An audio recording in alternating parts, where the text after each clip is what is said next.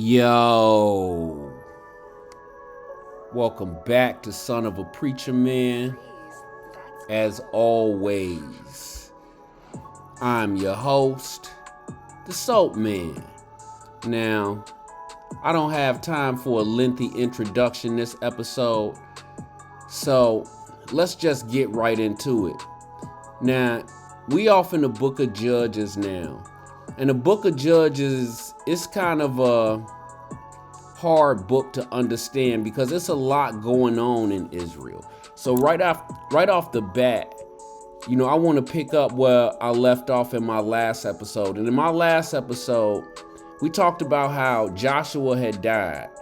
And with Joshua's death came one of the last remnant of Moses' generation, of people who knew Moses and did things Moses' way, who followed the laws that God had passed down through Moses, closely, at least, to say the least. So Joshua wasn't the last of the remnant of Moses' generation, but it's getting around that time. The book of Judges is not a feel-good story. It's not a story of victory and triumph. It's more of a story of survival. Because what you're going to see is that during this time, the Israelites are going to fall into this slow, grinding, downward spiral. What's going to happen is once they get into the land of Canaan, once Joshua has gained them a foothold in the land of Canaan, the Bible talks about, instead of doing what Moses and Joshua commanded, which was expelling the inhabitants of the land of Canaan, to utterly slaughter them. Remember back in Moses' time, how it seemed like Moses was being, hold on, I gotta look at you again for this, because this is really important. Remember back in Moses' day, it seemed like Moses was being extremely brutal, because he would have the Israelite army completely and utterly wipe out and destroy the inhabitants of a city, leaving none to breathe. It's stressed in the scripture that they left none to breathe, meaning Moses and Joshua. So that's what I mean of that old generation that's built from that ilk, that's cut from that cloth. Moses warned, and even Joshua warned, that once the children of Israel, once further generations got into the land of Canaan, that they would become lax, that they would turn away from God and start worshiping other gods. And that's exactly what happened, because after the death of Joshua, the Israelites, instead of doing what they supposed to do, which is utterly annihilating, as bad as it may sound. Remember the time when Moses attacked the people of Midian, and they brought back too many slaves, and Moses was like, no, y'all got saved too many people alive. You know what I'm saying? Keep the young virgins for yourself. Any woman that's been with a man, she got to go. Moses seemed like he was being ruthless, but what Moses understood was, if the Israelites later down in these generations got to intermarrying with these other nations, if they got to, having family ties to these other nations, then they would lose focus on their prime directive, which was to expel everybody out of the land and take it for themselves. So the Bible talks about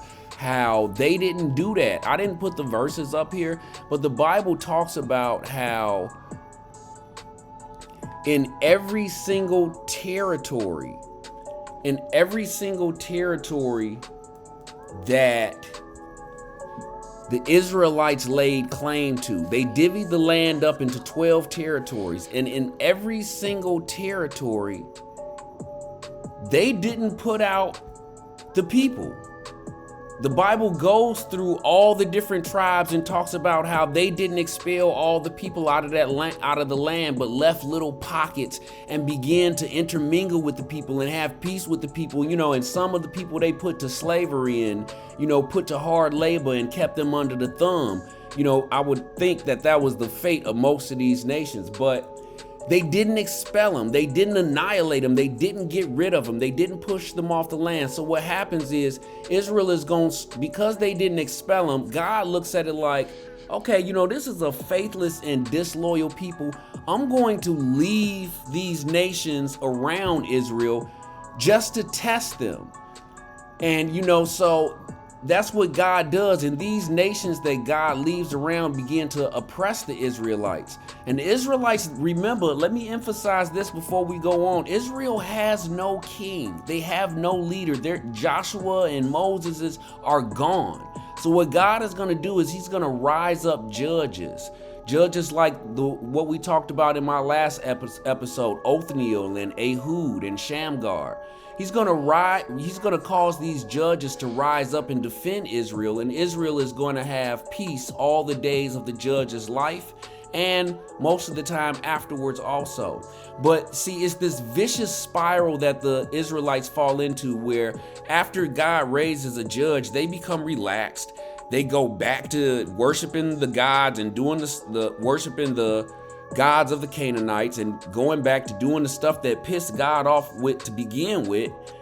And they get oppressed and put under the thumb again, and God has to subsequently raise up another judge. And so this continuous spiral, and it's a downward spiral, because every time God raises a judge and the Israelites go back to doing bad, they go back to doing even worse than what they was doing before, and so have to be punished even more so than they did before. And even a lot of these judges are shady. It's just the sign of the times. It's just the culture, and it shows how far and quickly they fell away from Moses and his teachings. Judges chapter 3 verse 1 through 6 reads, "Now these are the nations which the Lord left to prove Israel by them, even as many of Israel had," Now these are the nations which the Lord left to prove Israel by them, even as many of Israel as had not known all the wars of Canaan, only that the generations of the children of Israel might know, to teach them war, at the least such as before knew nothing thereof, namely 5 lords of the Philistines, and all the Canaanites, and the Sidonians, and the Hivites, that dwell in Mount Lebanon, from Baal Hermon unto the entering of Hamath.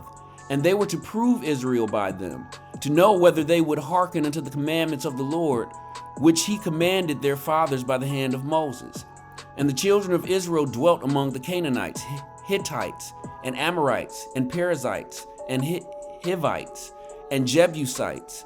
And they took their daughters to be their wives, and gave their daughters to their sons, and served their gods. So you see here in Judges chapter 3, verses 1 through 6, the Israelites, they do the exact opposite of what they're supposed to be doing. They're supposed to be exterminating these people, putting them to the sword. And what do? Not only do they allow them to stay, but they start intermarrying with into their families, you know what I mean? And so once you have family ties, you're going to be even more reluctant to do what you was supposed to do. But the Bible says this was all part of God's plan. Not only to test them, to test their faith and to test their loyalty and see, God want to know where he stands with these people, but also to teach them to war. That's why I have this in big bold print, red print, because these soft kids, they ain't never known war like the days of Moses and Joshua, when they was fighting in the desert and fighting to get their way into the land of Canaan. This generation has been born into peaceful times. After Joshua, I think the children of Israel had peace for like 40 years. That's enough for a person to be born and get grown. So this generation starting in Judges, they don't know smoke like them older generations, like them older ones that's, still, a few of them still lingering on. So this cycle that occurs in the book of Judges, where Israel knows peace. Then they start to sin. They start intermarrying with the natives, with the Canaanites. They start worshiping the gods of the Canaanites, showing God absolutely no respect whatsoever. Then next in the cycle comes the suffering.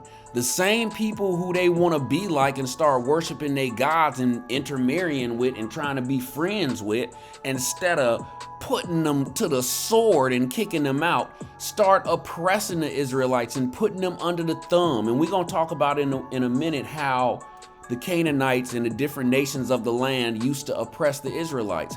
So after enough long suffering, the Israelites finally begin to break down and they enter into the next stage of this vicious cycle, which is called supplication.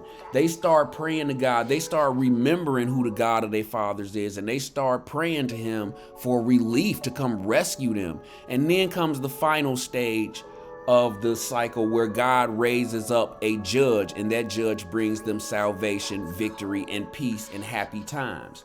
But it's not long before the Israelites go back into what started this in the first place, which is sin. The first stage of the vicious cycle where they start worshiping other gods and marrying into these families. And these other nations, they are like godless. A lot of these nations sacrifice their children to these gods that they worship and do all kind of other sorts of, sadistic, sexualized, ritualistic acts. And they really would be considered uncivilized even in those times to, strict, devout, God-fearing, Yahweh-worshiping children of Israel. They would have been like an abomination to these people. But nevertheless, the Israelites, they adapt to their surroundings and in many ways assimilate and become the people that surround them in many ways. And this is what really ticks God off. With each judge that God raises up, you would think they would be grateful, but no, they just dive, and I mean dive, right back into the same mire and muck that got them in trouble in the first place. And this is the whole period of Judges. This is not a victory story. This is a story of demise. This is a slow march to failure is what it ultimately is. But it do have some bright, shiny spots in it. And those bright, shiny spots are what the Bible calls judges. Joshua chapter 2, verses 16 through 19 reads, "Nevertheless, the Lord raised up," well, maybe this might supposed to be Judges chapter 2, verses 16 through 19. I put the wrong author down there. Excuse me. Judges chapter 2, verses 16 through 19 reads, "Nevertheless, the Lord raised up judges, which delivered them out of the hand of those that spoiled them.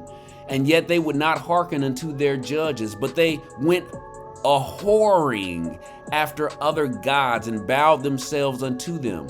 They turned quickly out of the way which their fathers walked in, obeying the commandments of the Lord. But they did not so. And when the Lord raised them up judges, then the Lord was with the judge and delivered them out of the hand of their enemies all the days of the judges," in big, bold, red print for a reason. We're going to touch on that later. "For it repented the Lord because of their groaning by reason of them that oppressed them and vexed them. And it came to pass, when the judge was dead, that they returned and corrupted themselves more than their fathers in following other gods to serve them and to bow down unto them. They ceased not from their own doings, nor from their stubborn way." I mean, I really can't say it any better than that. So in my last episode, we talked about how after Joshua died, the Israelites had peace for a little while. Then they said, they said amongst themselves, "Who will fight for us?" They consulted with the prophets, and the prophets said, Judah will go up and fight. So Judah made an alliance with his neighbor Simeon. And Judah says to Simeon, "Go up with me and fight my enemies, and I'll fight your enemies in return." They form an alliance, and they are victorious. They are the first judges. The tribes of Judah and Simeon are the first judges. So then they have peace for a little while. They start to sin. They start to, worship false gods, worship the gods of the Canaanites. And the Canaanites start to oppress them. And so God raises up the first individual judge, Othniel. And after Othniel passed, all during the days of Othniel's life, like the Bible says, they have peace. And after Othniel dies, I think they have I'm not sure how many years of peace. I think it's maybe 40. A lot of 40-year stretches of peace. And after Othniel comes Ehud, the left-handed assassin, and he slays King Eglon of Moab, and he is the second, and then he wages war on Moab and is victorious. So Ehud, the left-handed double-bladed dagger-wielding assassin, is the second judge. And I like these guys. They're superheroes that God pops up. They're like X-Men. Each of them have a different quality or value that they bring to the table. Each of them have different assets or attributes that they bring to the table that, helps them to be successful. And after Ehud came Shamgar, and Judges chapter 3 verse 31 reads, "And after him was Shamgar, the son of Anath, which slew of the Philistines 600 men with an ox goad, and he also delivered Israel." So you got this superhuman, superpowered figure, Shamgar, who slays 600 Philistine men with an ox goad. Let me tell you why this is significant. Because the Philistines are battle-hardened warriors that came from across the Mediterranean Sea from the Greece area. And they came and settled in what is now today, the Gaza Strip, and right along the coast of modern-day Israel.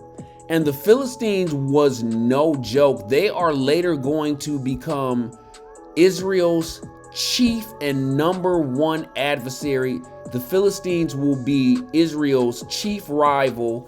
And just to be honest, the Israelites are going to wind up on the losing end on most of their conflicts with the Philistines. The Philistines are better trained. They are better armed. They are what I believe, and we'll talk about this later, I believe they are the descendants of giants. So they are massive in size. They're better equipped. They're better trained. The Israelites in most of their battles with the Philistines don't stand a chance. And we'll discuss that in future episodes. But for this man to single-handedly kill 600 Philistines is not really, showing his worth without going into the details. This would be unheard of. I mean, think about one man against 10. Just be realistic. This almost sounds unbelievable. But one thing you should know about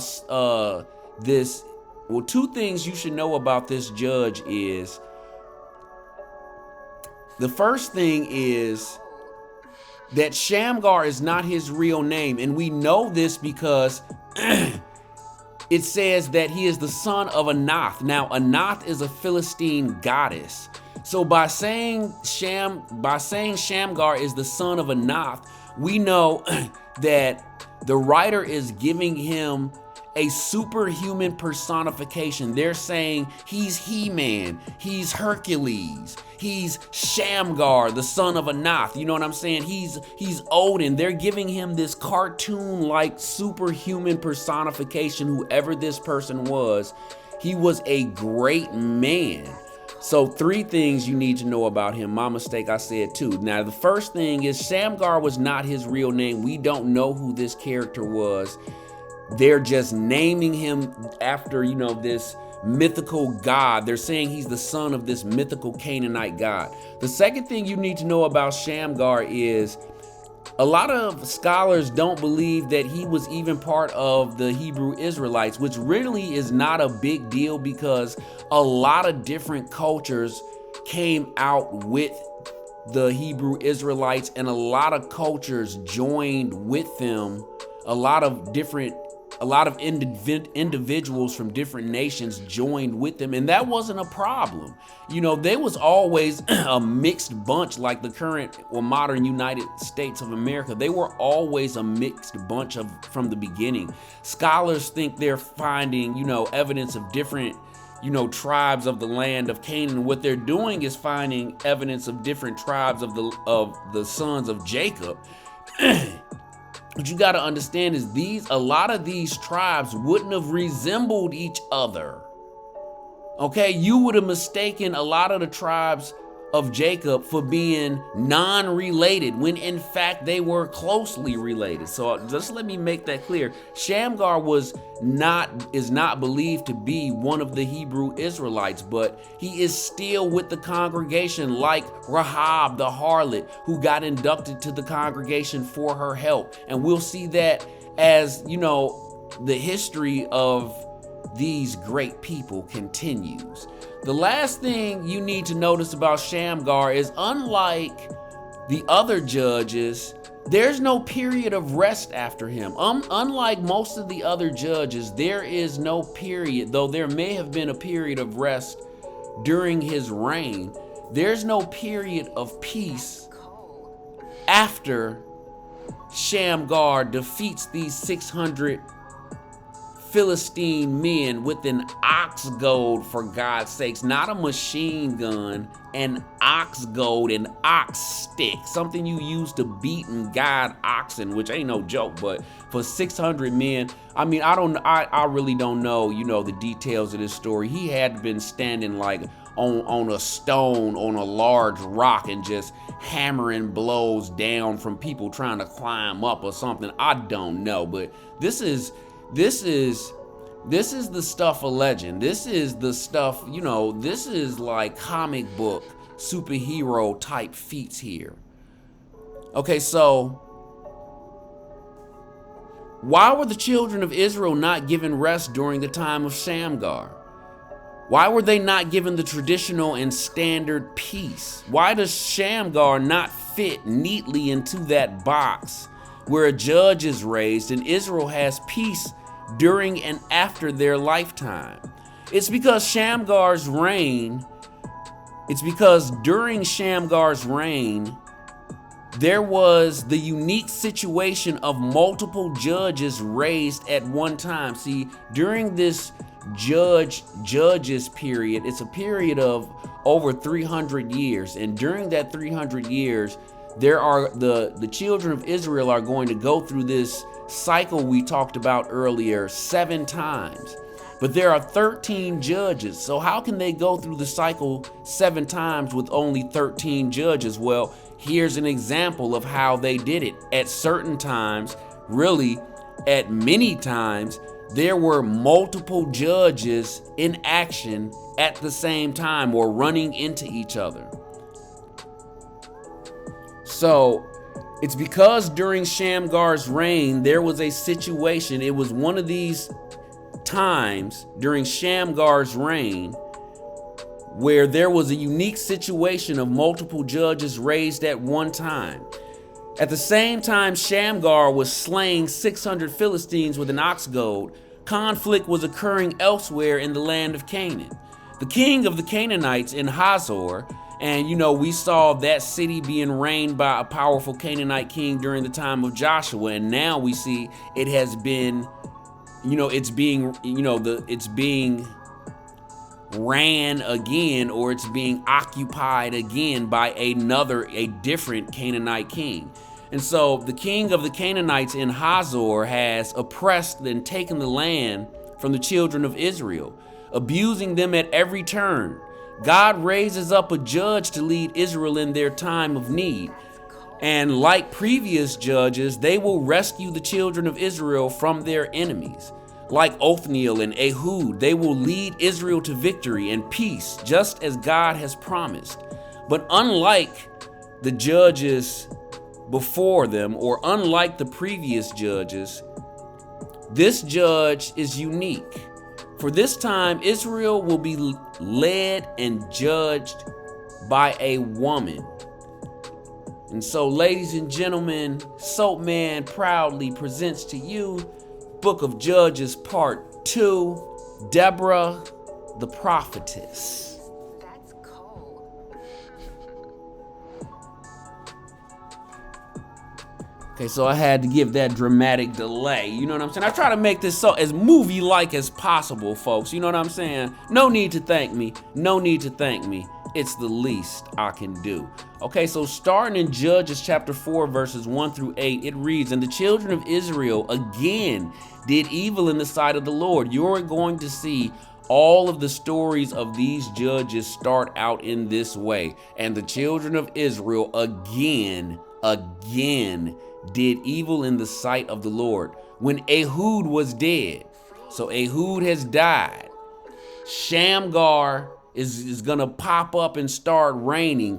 But at the same time that Shamgar is fighting the Philistines in a different part of the land of Canaan, this is occurring also. And the Lord sold them into the hand of Jabin, king of Canaan, that reigned in Hazor, the captain of whose host was Sisera. So he's got a general, this Jabin, and remember that was the name of the former king that Joshua fought. But remember, that's just another way of saying that isn't always the person's name. It could just be the way of saying like Pharaoh or king or, you know, great man, you know what I mean? But his name may have well been Jabin, because it says the hand of Jabin, king of Canaan, that reigned in Hazor. And it says he had a captain over his army whose name was Sisera. Okay, now let's keep going. Which dwelt in Harosheth of the Gentiles. And the children of Israel cried unto the Lord, for he had 900 chariots of iron, and 20 years he mightily oppressed the children of Israel. And Deborah, a prophetess, the wife of Lapidoth, she judged Israel at that time. And she dwelt under the palm tree of Deborah between Ramah and Beth El in Mount Ephraim. And the children of Israel came up to her for judgment. And she sent and called Barak, the son of Abinoam, out of Kadesh Naphtali, and said unto him, Hath not the Lord God of Israel commanded, saying, Go and draw toward Mount Tabor, and take with thee 10,000 men of the children of Naphtali and of the children of Zebulun, and I will draw unto thee to the river Kishon Sisera, the captain of Jabin's army, with his chariots and his multitude, and I will deliver him into thine hand. And Barak said unto her, If thou wilt go with me, then I will go. But if thou wilt not go with me, then I will not go. Now, let's measure what we just talked about. What you first need to understand is, and I'm going to keep emphasizing this over and over and over and over.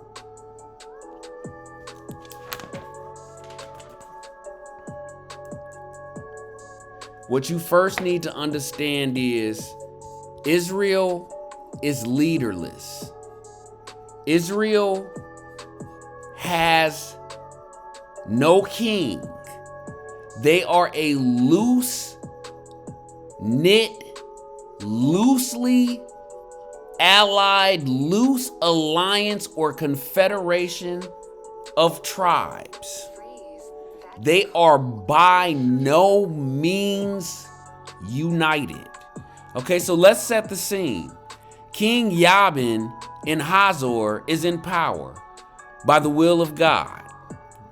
By the will of God. Remember, God, it was God that allowed and had a hand in the children of Israel not completely exterminating all the Canaanites in the first place. So King Jabin in Hazor is in power by the will of God.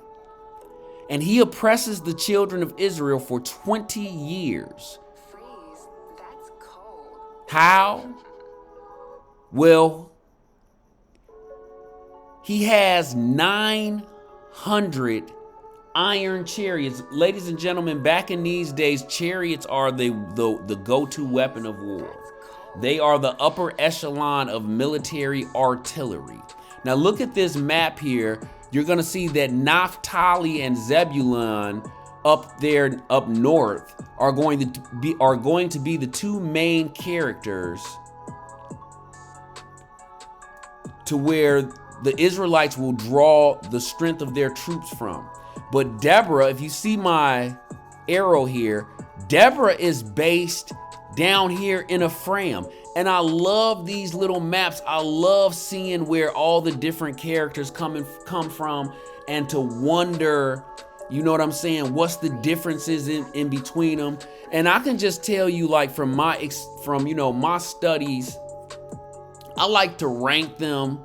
I know I'm shallow for this, but I like to rank them from like the toughest to the least toughest. And so just looking at this map, like, the toughest out of the tribes, in my opinion, is going to be Judah. Because, King David is going to come from that line, and they just show signs of toughness from the very beginning. They're the first judges. Judah comes in my book, as the toughest of the tribes. Right behind Judah is Benjamin. Like, Benjamin kind of works in tandem with Judah. They are the smallest tribe, but they are arguably even tougher than Judah. Judah just got them in numbers. Where Benjamin, lacks the numbers, they make up for in sheer toughness. They are one of the toughest tribes. When it was civil war among the tribes of Israel, it took all of the tribes put together to go against Benjamin to defeat them. They are truly no joke. Their only weakness is they are small in number. But, this ain't about, who would take over the world. This about just in, sheer toughness and boutedness and, being the best fighters, in my opinion. Judah in first, Benjamin in second, and third comes Ephraim. And the children of Joseph, Ephraim and Manasseh, are two of the toughest tribes. And Ephraim, in my opinion, comes in third. Like, Dan is a tough tribe, but Dan doesn't participate. They're a really weird tribe, and they really don't get involved in a lot of the conflicts of the other tribes. They're like sea people. They're right there on the coast of the Mediterranean. They off in their boats. They making money. They're good, traders, and they traveling all around the Mediterranean. They ain't really concerned with the conflicts of the land. Gad and Reuben, they led the fight. They can fight, but they, they just reluctant. And it's so pretty much for the same for the rest of the tribes of Israel. But them first couple, Judah, Benjamin, Ephraim, and Manasseh, those are the warriors, in my opinion, of the tribes of Israel. So how did the Canaanites oppress Israel, or the children of Israel? One of the many ways in which Israel's enemies used to oppress them is to block key travel and trade routes, restricting movements, and the Israelites' ability to organize and to move and to trade and to make a living are restricted. Their ability to communicate is restricted. It also causes, like I said, a severe impact economically. Their ability to make money through trade is restricted. So cutting off trade routes and key trade routes is one of the ways to oppress the children of Israel, still in their land. The captain of the king's army is this guy Sisera, and he has 900 chariots of iron. That, like I said before, chariots are the weapon of the day. They, if you are going to conquer other people, you have chariots in your arsenal, and a lot of them. And and the king's general Sisera has 900 chariots at his disposal. That's not including the large infantry of army and foot soldiers that he has, and if he has horsemen or not, I'm not sure, but the 900 chariots alone is enough to deter your enemies from wanting smoke with you. To add insult to injury, these chariots were made or fitted with iron. This is even more intimidating. This is more than enough hardware and advanced weaponry at that time to keep the relatively freshman-like children of Israel in check. You know, Israel, they don't have like a lot of resources. They came into this land, you know, straight out the desert. So Israel is still in its infancy, so to speak, at this point. So God raises up a judge. Let's get on track to where we at. God raises up a judge, a woman named Deborah, a prophetess, and she is the wife of Lapidoth. Deborah's name in Hebrew means busy bee. Lapidoth, her husband, his name in Hebrew means flash. I don't know why I included that fun fact. I just thought you might want to know. You know, that may be an actual real characteristic of her personality. Her name means busy bee. Maybe she kept busy. Maybe she was a hustler. Who knows? I think it's probably accurate. I think it's probably an accurate depiction or description of this woman. Busy bee. And her husband, Flash. I don't know, maybe he was astonishing, or maybe he was just quick on his feet. Though we're not sure what tribe Deborah belongs to, she resides in Mount Ephraim, where there are palm trees, because it said that she resides under Deborah's palm tree. What that tell you? What that tell you? She got a headquarters somewhere nice. She's a woman of God. The Bible states that the children of Israel come up to her for judgment. So this woman is trusted by these people. This woman is exalted by this woman is exalted by these people. This woman is holy to the children of Israel. She is famous throughout the land. We are not told how she gets to this point. We are not told about her ascension, about her rise to fame. For when she is introduced, she is already famous. So this is what we know. This is a woman of prominence. When she's introduced, she's already a boss. She's already in command. So what that tells me is she's been doing what she's been doing for a while. She's already proven herself. She is what you call established. She has a headquarters under a palm tree that's named after her. And she is a prophetess. She must be well known or well renowned, because it says that people come to her for judgment. I'm assuming that's people from all over, all different types of walks of life, all various ages and genders. So we have a prophetess, famous in the land, with a base of operations in Mount Ephraim, with a loyal following. She resides underneath some palm trees, underneath a palm tree named after her. This chick is a boss in every sense of the word, and you also see instances of women rulers all throughout history, not just in,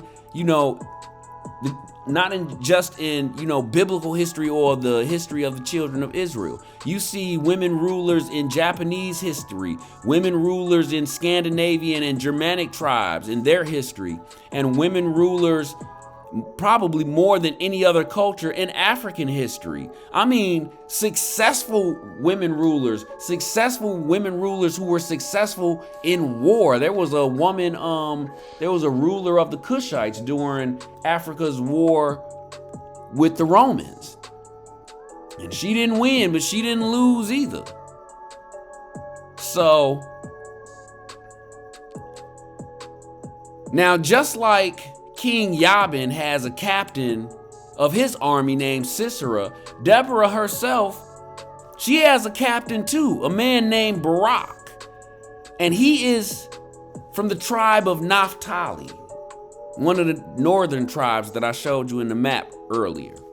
Deborah tells Barak to amass an army of 10,000 men from the tribes of Zebulun and Naphtali and to go to war. Barak agrees to do so. All that Deborah commands, he agrees to do, upon one small condition. She must come with him. Now, this speaks volumes to me, but first I have to tell you something. There are 12 tribes in Israel. There are 12 tribes of Jacob. So why does Deborah tell Barak to recruit from only 2 of the 12 tribes? Well, this is because That's cold. the other tribes wouldn't help. The answer is that the other tribes would not help. They didn't want to participate, or they were indecisive. Remember, this is a time period where the children of Israel are leaderless. They have no king. Joshua is dead. Moses is dead. And there's not a judge that consistently reigns over them and passes down leadership to their descendants like the kings of the Canaanites. The other tribes refuse to help. They are a nation of loose alliances. Deborah is a prophetess and a judge. She has risen to power and now leads the Israelite confederation temporarily. And all she can muster up is the help of not even half the tribes.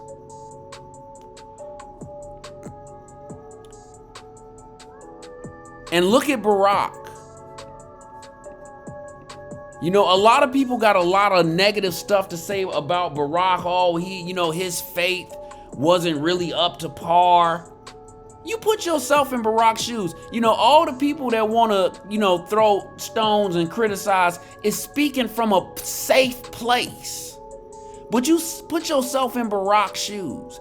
Things wasn't exactly going great for the Israelites. I've been watching videos on, or listening to commentary on this story and on this subject. And people got nothing good to say about Barak. But put yourself in Barak's shoes. All these people criticizing Barak, they criticizing him from a safe place. From a place of safety. But put yourself in the shoes of Barak. He got more faith in Deborah than he does in God. And why? Because to Barak, Deborah is the only one that God is showing love. He not showing his people much love lately. But this woman seems to have God's ear. So Barak say, hey, I ain't got no problem fighting. But sister, you coming with me. You got the love. You got the love. He said you got the touch. You got that glow. That show enough kiss my converse glow about you. And you're coming with me. You're coming with me. You ain't got to swing a sword, but you're coming with me. And how can you blame Barak? He's scared. How can you call him faithless? Now let's get one thing straight. Deborah has power. She has troops and men at arms at her disposal, Barak being one of them. And these people, these men, these soldiers look up to her. They have faith in her. Barak is a microcosm of a larger picture. She has a headquarters. She is a general, maybe a different kind of general, but a general nonetheless. Understand this. Deborah commands troops. Deborah commands a frenzy of loyal followers. It's a cult-like following. Listen to Barak. Look at the faith he places, not in God, but in her. He says, I'll do everything you say. I'll muster up these troops. I'll amass these armies as you command. I'll follow your instructions to a T. I will go to war. But I want you there. You got to come with me. These people 100% trust this woman. Trust her relationship with God. Trust her visions. Trust her as a prophet. Trust her as a judge. And when Deborah tells them to fight, they go to war. And when she says stand still, they stand still. They would give their life for her because she is considered to be anointed, touched by God. Deborah is known, as my mother would call them, church mouse. Judges chapter 4, verses 9 through 14 read, "And she said, I will surely go with thee, notwithstanding the journey that thou takest shall not be for thine honor. For the Lord shall sell Sisera into the hand of a woman. And Deborah arose and went with Barak to Kadesh. And Deborah arose and went with Barak to Kadesh." Oops, typo, typed that twice. "And Barak called to Zebulun and Naphtali to Kadesh. And he went up with 10,000 men at his feet. And Deborah went up with him. Now this is a weird interjection that's thrown into here. It comes out of left field, but you'll see why at the end of the episode. It says, "Now Eber the Kenite, which was of the children of Hobab, the father-in-law of Moses, had severed himself from the Kenites and pitched his tent unto the plain of Zaanaim, which is by Kadesh." Now, let me explain this weird verse that's thrown in and what it reveals, all that it reveals. It's talking about Barak amassing these 10,000 troops from the tribes of Zebulun and Naphtali. And it says Deborah is with him. And then it oddly goes off into this on a tangent about Eber the Kenite. Now, Eber the Kenite is of the children of Israel, but he has severed his ties with his family, and he has allied himself with Jabin, king of the Canaanites in Hazor. And it says that he's the father-in-law of Moses. So what this tells you is that Moses had multiple wives, because this is a different wife than his Ethiopian wife. This is a different wife than his Midianite wife, Zipporah. This is a third woman who it appears who Moses is ostensibly married to. It says Hobab, the father-in-law of Moses, which means Moses married her daughter, had severed himself from the Kenites. So he separated himself from his tribe, and it says, and pitched his tent unto the plain of Zaanaim, which is by Kadesh. And I'm just telling you the backstory. He's allied himself with the king of Canaanites. And they showed Sisera that Barak the son of Abinoam was gone up to Mount Tabor. And Sisera gathered together all his chariots, even 900 chariots of iron, and all the people that were with him from Harosheth of the Gentiles unto the river of Kishon. And Deborah said unto Barak, Up, for this is the day which the Lord hath delivered Sisera unto thine hand. Is to the Lord gone out before thee? So Barak went down from Mount Tabor, and 10,000 men after him. So, as I said earlier, this woman is not what my mother would call a church mouse. Deborah is no church mouse by any stretch. She agrees to accompany Barak in the upcoming battle. She is not squeamish or timid. She is not going to sit on the sidelines. She will not be a bystander. Now, she's not participating in the war, but she's the prophetess. She's the one who sees the future. This is her strategy. Judges chapter 4, verses 15 through 20 read, And the Lord discomfited Sisera and all his chariots and all his hosts with the edge of the sword before Barak, so that Sisera lighted down off his chariot and fled away on his feet. But Barak pursued after the chariots and after the host unto Harosheth of the Gentiles, and all the host of Sisera fell upon the edge of the sword, and there was not a man left. Where have we heard that before? Howbeit Sisera fled away on his feet to the tent of Jael, the wife of Eber the Kenite. To the wife of Eber the Kenite.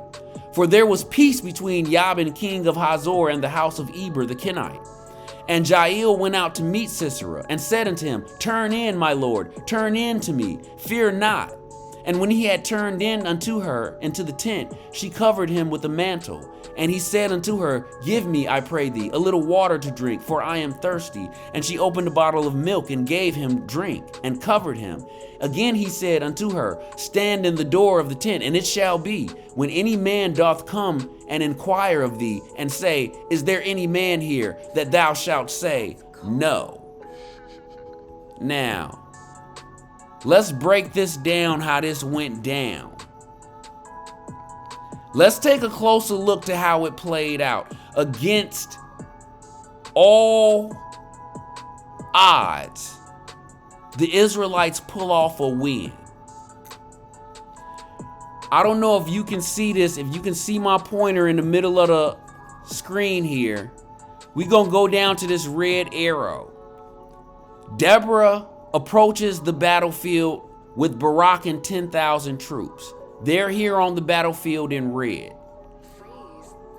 Sisera, who is Jabin's general, deploys his troops to meet them. He puts his 900 chariots ahead of his foot soldiers.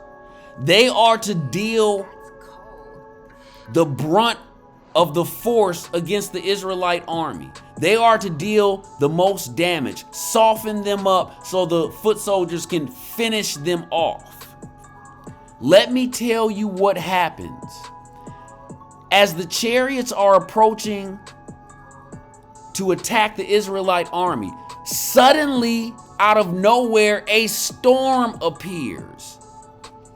It waters the already moistened and marshy terrain, rendering these 900 chariots made of iron useless.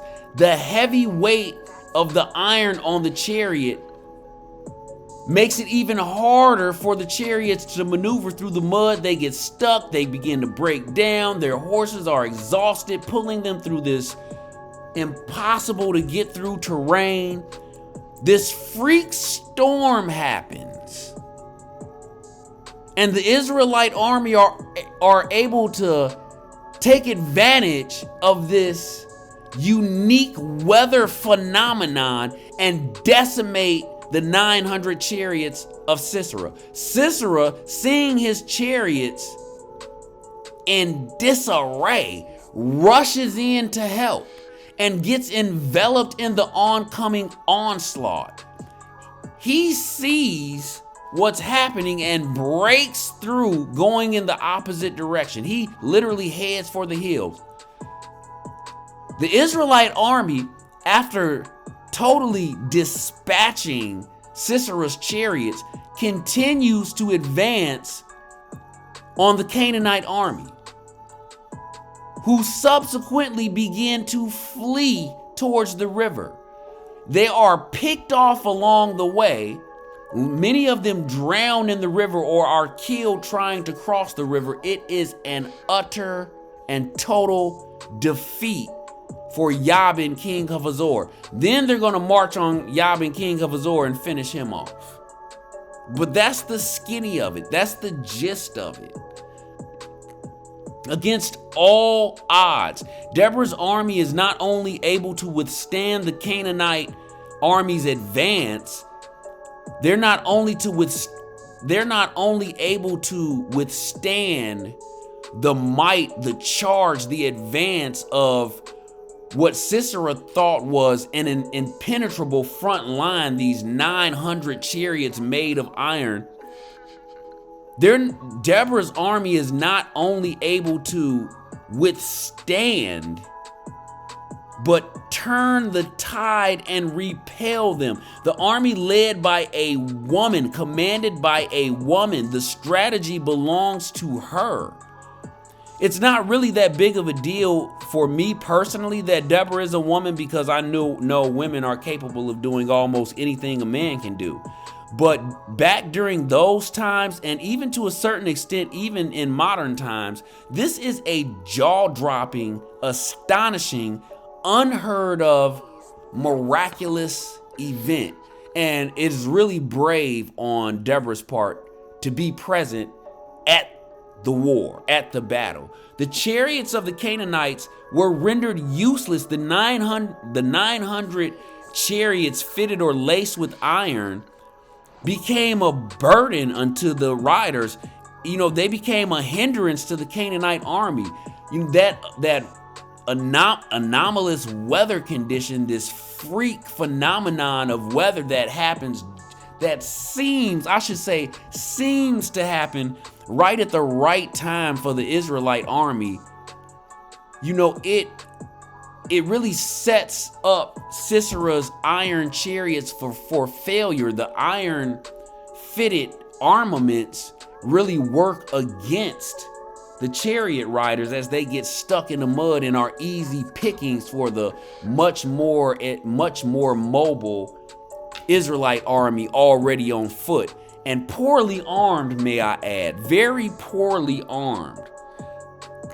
And once again, God fights on the side of Israel with this freakish storm. And what did Deborah know? She was sure of their victory. She was certain of their victory, like she had seen it in a dream. She even predicts that Sisera is going to be, delivered into the hand of a woman, which when I first read this story, I thought that meant, into the hand of Deborah. But before we get to that, I want to emphasize again, we see these freakish weather events similar to when Moses was in Egypt. These freakish weather events that happen just at the right time in Israel's favor. A mysterious storm renders Sisera's advantage of having 900 iron chariots, it renders it in vain. It even works in the Israelite army's favor. We've seen this before with Moses, with Joshua, and we will continue to see these mysterious happenings, mysterious circumstances, mysterious weather events all throughout the history of the Hebrew people. Now, Sisera, the commander of the Canaanite army, when he sees his chariots in danger, rushes to their aid to no avail. And when Sisera sees the battle going south, he leaps down off of his chariot and hightails it, heads for the hills. This is so funny to me. Imagine seeing your general, your fearless leader, your brave commander jumping down off his chariot, tucking tail and abandoning you. I mean, he hightailed it out of Dodge. Every man for yourself, flee for your lives. I mean, talk about the pirate code. Talk about not sticking to the code. No shame. Tuck tail to save his own hide, to save his own skin, to save his own fanny from being cleaved. He had no shame, no honor. You have no honor. And can we blame the man? How many of you heroes would have stuck around knowing it was nothing but impending doom on the horizon? The Bible said he leapt down off of his chariot and abandoned his men. What a guy. Now here's where the story gets creepy. Remember that odd verse about Eber severing himself from his family? Well, this is exactly where Sisera, the Canaanite king's general, this is exactly where Sisera ends up. Sisera finds himself at the tent of Jael, Eber's wife, and she beckons him and lures him in. She coaxes him. She makes him feel safe because Sisera knows that Eber, the Kenite's family, is in alliance with the king of the Canaanites. Judges chapter 4 verses 21 through 24 read, "And Jael, Eber's wife, took a nail of the tent and took an hammer in her hand and went softly unto him and smote the nail into his temples and fastened it to the into the ground. For he was fast asleep and weary. So he died, and behold, as Barak pursued Sisera, Jael came out to meet him and said unto him, Come, and I will show thee the man whom thou seekest. And when he came into her tent, behold, Sisera lay dead, and the nail was in his temples. So God subdued on that day Jabin the king of Canaan before the children of Israel. And the hand of the children of Israel prospered and prevailed against Jabin the king of Canaan, until they had destroyed Jabin, king of Canaan." So what happens here? Sisera finds himself at the tent of an ally of the king, Eber, and his wife Jael. She beckons Sisera over to her and lures him, coaxes him with the comfort and thought of safety. Nah, I can get into how low down and dirty this is, but it'll take a whole nother episode. Jael, Eber's wife, she covers him with a mantle, makes him feel safe and warm. He says, hold on, I'm thirsty. Can you get me something to drink? She opens what the Bible says is a new bottle of milk. A new bottle of milk. You know, milk ain't plentiful like you could just go to the grocery store and get it back then. She opened a new bottle of milk. Sit here, baby. Here, quench your thirst on this right here. It's your milk for you, baby. And he said, thank you. She said, now rest your head here, child. Rest. Yes. Rest yourself now.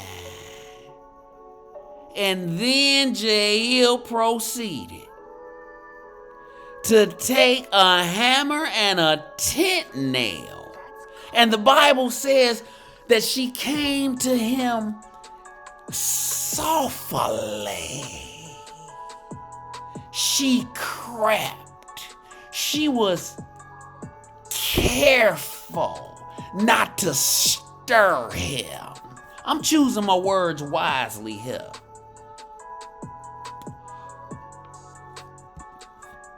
Jael drove a tent nail through Sisera's temples with such a force that she fastened his face to the ground, the Bible says. Think about that, please. Just 20 seconds. This was a man that she that she lured into her home under the false pretense that he would be safe. And worse yet, is old Sisera.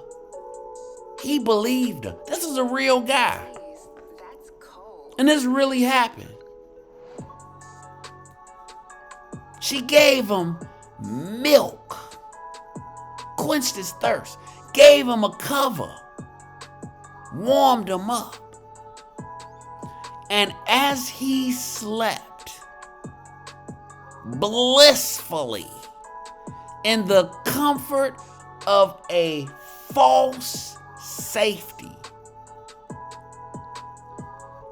Jael staked them through the temples. Now, look, it takes a special type of individual, because it is not easy to take life. Unless you are a cold-blooded, emotionless, heartless psychopath, it is not easy to take someone's life. And even if you are a heartless psychopath, even if you are a serial killer, and the emotional aspect of murder holds no sway over you, lives are still not easily extinguished. You really have to club somebody upside the head to kill them. The body has ways of compensating. You really have to exert blunt force trauma to kill somebody. As hard as that may be, usually a gun will do the trick. You need something, around that ballpark.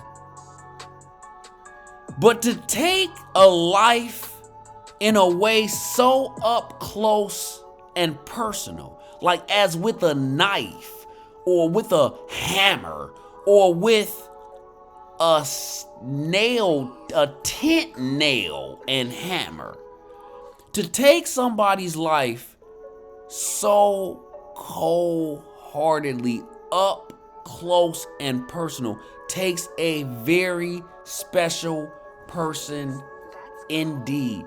This is dirty work.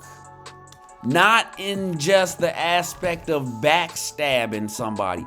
This is messy works. This is what you call wet works. It would take a man with a stomach of leather to do this in this era. Yet this woman seemed to have no qualms. This story is etched in history for its graphic nature and barbarism. The utter barbaric nature of what Jael did launched her into stardom and etched her into history for a long time, possibly for all times, because so gruesome was the murder of Sisera that it has never been forgotten. It has been romanticized and replayed and relived and retold and never forgotten. I can't put it any better than that. And if that wasn't enough, she went out and showed Barak, who was hunting for Sisera, hey, look, I got something to show you. Look what I did for you. Look what I got for you. And imagine Barak's shock as he peeled back the tent door to see Sisera literally nailed to the ground, to see his head literally nailed to the ground. This woman was impressive by any standard. He should have inducted her into the army. She had bigger cojones than any of my friends. Judges chapter 5 verses 6 through 13 reads, in the days of Shamgar, the son of Anath, in the days of, this is by the way, let me mention, this is the song that Deborah wrote after her victory. It says, in the days of Shamgar, the son of Anath. This is how we know that this happened during the days of Shamgar, the son of Anath. It says, in the days of Shamgar, the son of Anath, In the days of Jael, the highways were unoccupied. What Deborah is doing here, she's telling you how this all came about. She says, in the days of Shamgar, the son of Anath, in the days of Jael, the highways were unoccupied. That means trade routes were cut off, and the travelers walked through byways. The inhabitants of the villages ceased. They ceased in Israel until that I, Deborah, arose. That I arose a mother in Israel. They chose a new gods. Then was war in the gates. Was there a shield or spear seen among the 40,000 in Israel? That lets you know they were poorly armed. My heart is toward the governors of Israel that offered themselves willingly among the people. She means the people who lend them troops, the people who came together under her command. Bless ye the Lord. Speak, ye that ride on white asses. She's talking about the princes of those nations who aided her and lent their help.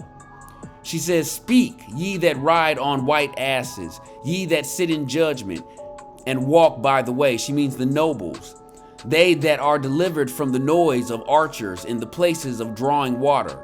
There shall they rehearse the righteous acts of the Lord, even the righteous acts toward the inhabitants of his villages in Israel. She's saying, where the nobles reside in safety, they shall rehearse the great victories of the lower common folk in the villages of Israel. That's what she's saying. Then shall the people of the Lord go down to the gates. Awake, awake, Deborah. Awake, awake, utter a song. Arise, Barak, and lead thy captivity captive, thou son of Abinoam. Then he made him that remaineth have dominion over the nobles among the people. The Lord made me have dominion over the mighty. She's talking about her and Barak having dominion over the princes of the tribes. Judges chapter 5 through 7 verses, Judges chapter 5 verses 7 through 20 reads, and in this verse, what you're going to see is Deborah effectively giving props to the nations, to the tribes of Israel that lent troops, that lent aid, that lent resources in the way of troops, in the way of fighting men and soldiers. And she's going to utter disses to the tribes who stayed at home. And it reads, out of Ephraim was there a root of them against Amalek. After thee, Benjamin, among thy people, out of Machir came down governors, and out of Zebulun they that handled the pen of the writer. And the princes of Issachar were with Deborah, even Issachar, and also Barak. He was sent on foot into the valley. For the divisions of Reuben there were great thoughts of heart, meaning Reuben didn't come. Gilead abode beyond Jordan. And why did Dan remain in ships? Asher continued on the seashore and abode in his breaches. Zebulun and Naphtali were a people that jeoparded their lives unto the death, meaning Naphtali and Zebulun, they stepped up. They showed and proved. She's dissing Gilead. She's dissing Dan. She's dissing Reuben. She's giving props to Issachar, Naphtali, Benjamin, and Zebulun. She says, the kings came and fought the kings of Canaan in Taanach by the waters of Megiddo. They took no gain of money. They fought from heaven. The stars in their courses fought against Sisera. So we go back to the map. We see, take a look, put a face to the tribes that Deborah disses. Asher up here, Dan, Naphtali, Reuben, Gilead, I think is in Gad. She gives props. Well, she also disses Dan. I think I said that. She gives props to Ephraim. She didn't say anything about the tribe of Manasseh. She disses Asher. She gives props to these three northern tribes, Naphtali, Zebulun, and Issachar. And I just put these slides up or these maps so, maybe you have an imagination like I do. Maybe you wonder about the different tribes and the different peoples that, occupy the different tribes. Folks, we getting close, coming up on the part where I bid you farewell. But before I go, I just want to highlight this special time in Israel's history where they are ruled, where they are assisted, where they are avenged by two women, Deborah at the head, Jael, the wife of Eber, at the tail. These two women prove that there is no limits to God's reach. He proves he'll beat you up with a little girl if he so chooses to. These two women are the heroes of this story. They are the 1-2 punch. Barak didn't get the props. Jael got Barak's honor, and a lot of people say that was because Barak was a punk in the beginning, but I don't think so. I think Barak played the role that he was meant to play, and the glory went to who it was supposed to go to. Deborah the prophetess and Jael the butcher. Freeze. That's cold. Okay, so folks, we've come to this part in the episode where I thank you for joining me for this episode of Son of a Preacher Man. If you got any comments, if you got any discussion suggestions, if you got any compliments or insults, want to just chop it up with your boy, leave it all in the comment section. If you're new to this channel, hit the like and subscribe button. Until next time, same soap channel.